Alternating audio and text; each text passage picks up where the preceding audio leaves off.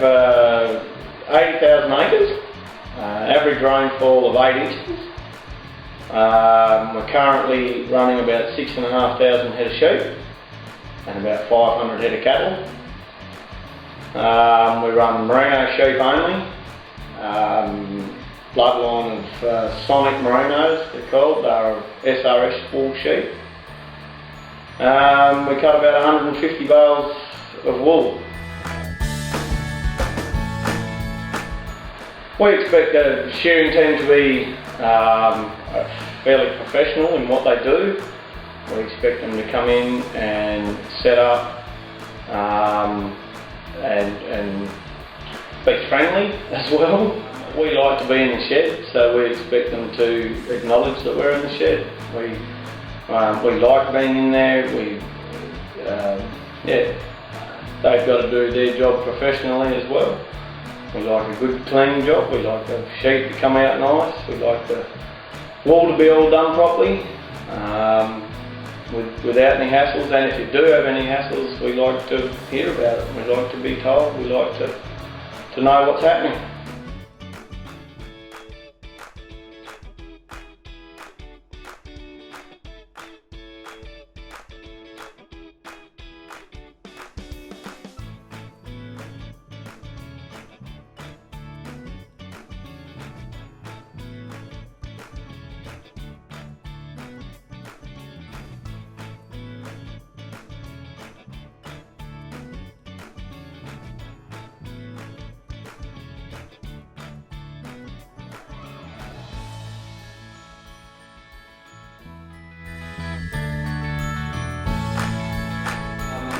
As for myself, I like to be prepared. I like to have all the sheep in the yard, drafted, first mob in the shed.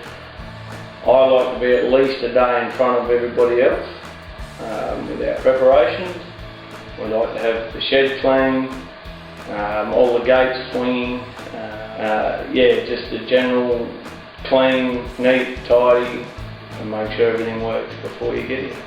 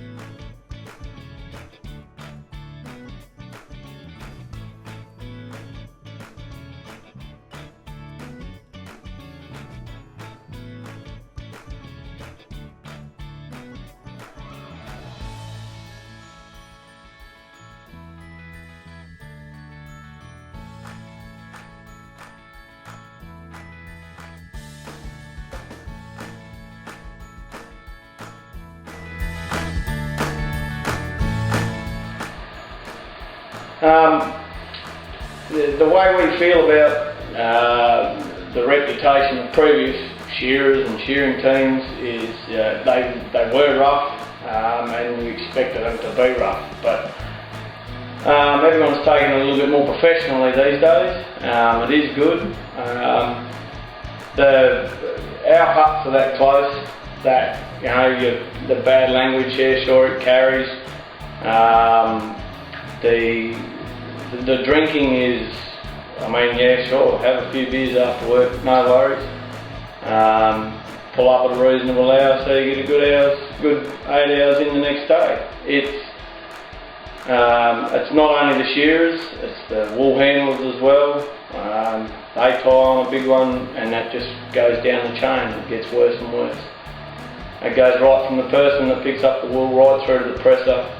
It goes from missing bits on the table, it goes right through to mislabelling a full bale of wool. And at the other end, that's fairly hard for us. There's a lot of paperwork involved in that. They miss a number, they double a number, whatever, and it's written down wrong in the book. Could take us 2 weeks to sort that out. Other than that, they're getting a lot better and they're a lot more professional about their jobs, which is good. Well, I moved up to be in the bush and to marry from the city, so I had never been exposed to any of the shearing teams, obviously, as a child. I think when I first landed in the mid-90s, there were some pretty rough shearers and some pretty rough teams. Even the vehicles outside the shed, they were pretty rough, and that's definitely improved now, looking at the vehicles that are parked outside our shed this year. I have two daughters who are very handy in the shed, so when it comes to bad language, I think a touch the old-fashioned ducks on the pond wouldn't go astray every now and again. Know when to pull up your language. Look, we work with sheep and we know that they can bring out the absolute worst in even the nicest person, and I've been known to drop a bad word around sheep myself. But there's a time and a place. I think, and the drinking thing, go ahead, have a few quiet bevies after work, that's fine. When it starts to interfere with your work, then you need to be looking at perhaps limiting yourself. Put 6 cold beers in the fridge and when they're gone, that's it. Don't grab another one. Cut out nights where it's a bit special, and that's part of the culture of shearing. But it's probably the language. I think they need to be called up now and again. Just be aware of who's in the shed with you. I am in full support of the Silver City's shearing policy on the no drug, no alcohol during work. I think everyone knows that someone who's a little bit under the influence of drugs is bloody useless as a part of the team. They're going to be not pulling 100%, but getting paid 100%. They're going to be affecting others. If they're not working, someone else is going to be covering for them. And I don't know of any workplace anywhere that it's allowed. If you look at the mines, they get drug and alcohol tested every time before they go near a machine. So I don't think that shearing's going to have to go down that track, but it will. And safety of the people who are in our woolshed is paramount. Obviously the shearing team, if someone gets hurt through someone else's stupidity or drug and alcohol use, then someone's down, and we're also in the shed as well, so we'd like to know that everyone in there is on the ball. It's just drugs and alcohol, something you can do in your own place, in your own time, not here. Noise around the huts in the evening, as in music, is very,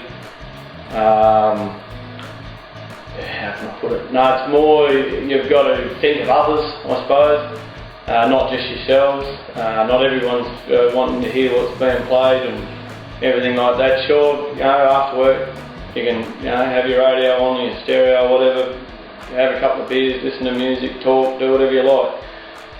After a certain time, you've got to turn it off. We're all trying to get some sleep, and so is other people in the huts.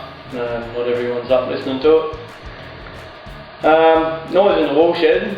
We went to a lot of trouble to move sort of all our noise away and out of the woolshed. I run a generator at my woolshed and I shifted it as far away as I could get it. We used to run a petrol motor on the press and we shifted that outside, and then I went electric on the press to eliminate noise. As for the music in the woolshed, it's no problems. You can have music in the woolshed. Every now and then it just creeps up and gets a little bit too loud. I think you ought to have a little bit of a look at the person trying to pen up. If someone's trying to pen up, and I'm sure everybody sees it, you could at least duck over and turn off the music. They pen up 100% better. Without music,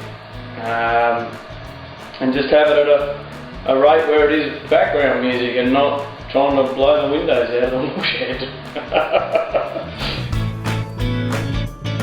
couple of pet hates I have in the woolshed is smoking over, basically smoking full stop, but smoking over the wool table is the most horrible pet hate. It drives me crackers because that fleece is being prepared, and dropping your big fat ash in there isn't being very helpful. Plus it's in the face of everyone around you at the table. Pet hate in quarters, smoking. In the rooms, I have smoke alarms and I have signs on the door, so it's a fairly good indicator, and it's probably about 3 steps from your room to the veranda so you can have a sickie. And doing a little handpiece oil change on the carpet in the quarters. That's been one of my biggest pet hates. But there hasn't been much of that lately. So, but pet loves. I love having Smoko with you guys. Everything the cook cooks is just delightful. And I also love simple things like rattling shape, and so when it comes out the other side, I can deal with something that's not matching in the mould. Certainly makes life easy for us. Yeah, we also like to get off farm now and again when we can. Love going on holidays. I hate camping, so I like going on holidays to hotels. And I also, when I get a chance, I really enjoy gardening.